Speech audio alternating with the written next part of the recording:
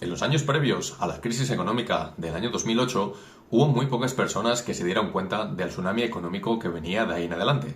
Sin embargo, hubo un instrumento financiero que sí que mandó claras señales sobre que lo peor estaba aún por llegar. Un instrumento financiero que terminó dinamitando la economía mundial. Hablamos de los CDS.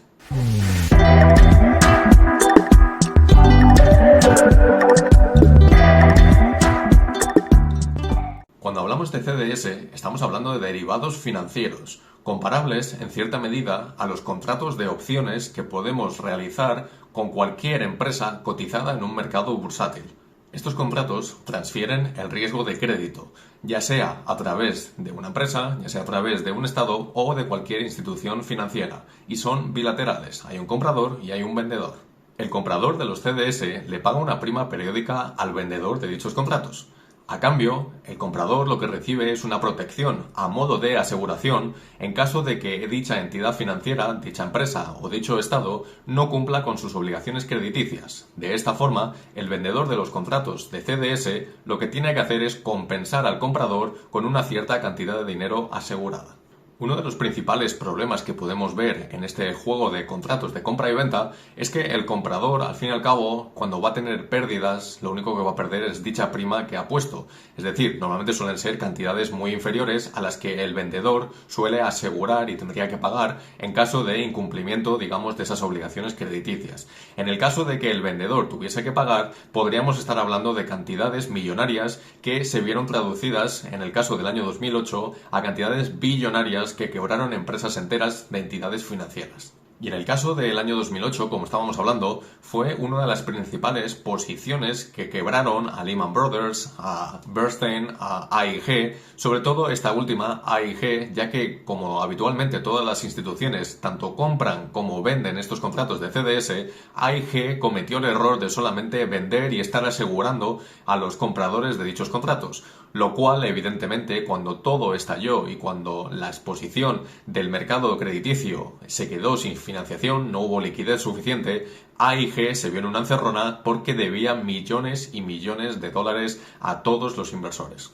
Y es que durante esos mismos años, 2007, 2008 y 2009, este mercado de derivados, que al fin y al cabo cotizan en OTC, se llama el mercado, llegaron a cobrar una relevancia tan grande y llegaron a tener un volumen de negociación tan grande que hubo momentos en los que duplicaron a la propia bolsa de Nueva York. Y es que desde el segundo semestre de 2004 hasta su punto álgido en el año 2008, este mercado de CDS llegó a multiplicarse por 6 en el volumen negociado.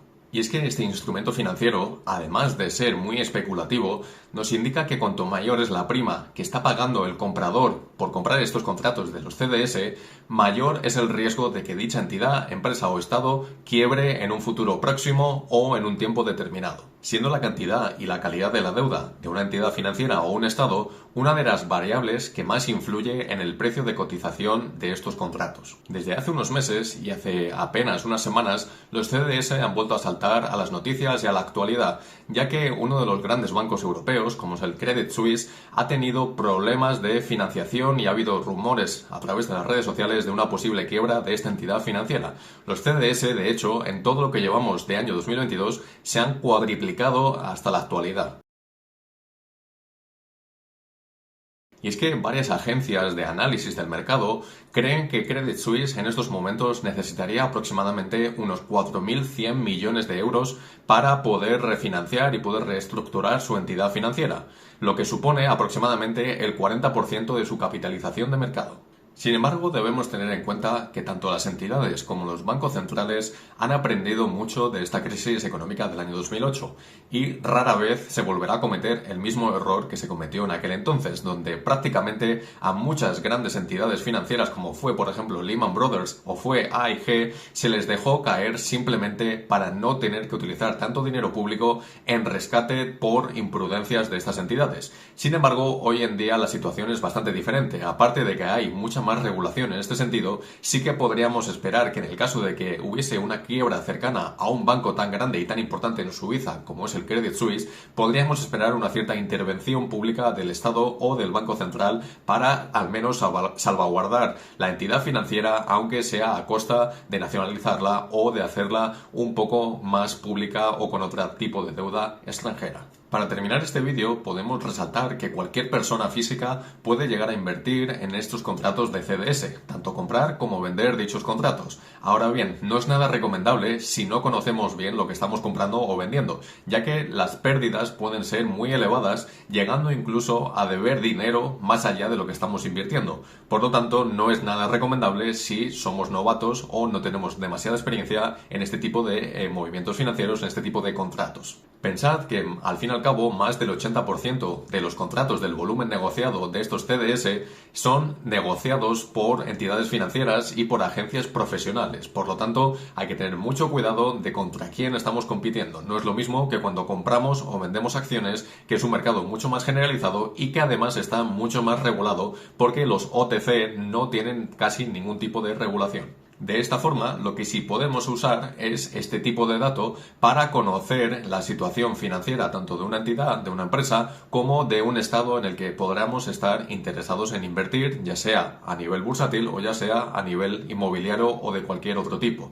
En este sentido, lo que nos va a dar el CDS es una información, como decíamos anteriormente, bastante útil de cara a las obligaciones crediticias que puede tener dicha institución o dicho estado. Por lo tanto, nos indica también la seguridad de nuestra inversión y la estabilidad que podamos tener de ahí en adelante. Es un dato más a tomar y a tener en cuenta para, digamos, conocer más información de dónde estamos entrando. Si os ha gustado este vídeo, dejádmelo saber dejando un buen me gusta y suscribiros al canal activando la campanita. Si os gustaría que hiciese un vídeo hablando sobre los contratos de opciones derivados de aquellas acciones cotizadas, por ejemplo, en Wall Street, ya sea de puts o de calls, dejádmelo saber en los comentarios y lo haré en semanas futuras. Además, no olvidéis checar los links que os dejo en la descripción, como mi Twitter, mi página web o mi PayPal si queréis hacer alguna donación de manera voluntaria. Y nos vemos en el próximo vídeo.